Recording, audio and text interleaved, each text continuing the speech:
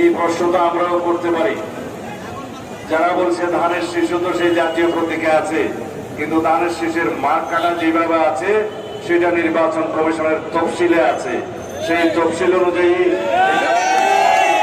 বহু আগে 1978 সালের আগে সেই মার্কা ওখানে বিদ্যমান ছিল। সেই মার্কা নিয়ে আজ পর্যন্ত কেউ প্রশ্ন তুলে নাই। সুতরাং রাজনৈতিক বক্তব্য প্রদানকালে রাজনৈতিক ইতিহাসটা আগে চর্চা করে বক্তব্য দেওয়া উচিত।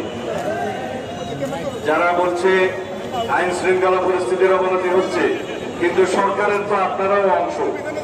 কাদেরকে আপনারা উদ্দেশ্য করে বলছেন যে সরকারের অংশ আপনারা?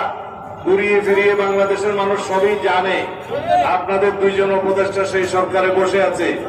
2 দিন পরে তারা আপনাদের সাথে জয়েন করবে, তারপরে আপনাদের সাথে নির্বাচন করবে। এই দৃশ্য তো আমরা দেখার জন্য অপেক্ষা করছি।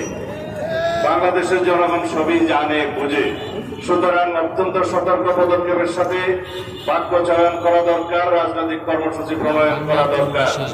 আমরা আশা করি বাংলাদেশের গণতান্ত্রিক শক্তিগুলোর মধ্যে যে কোনো ধরনের ফাটল সৃষ্টির প্রয়াস যেন ফেসিবাদী শক্তি না পায়।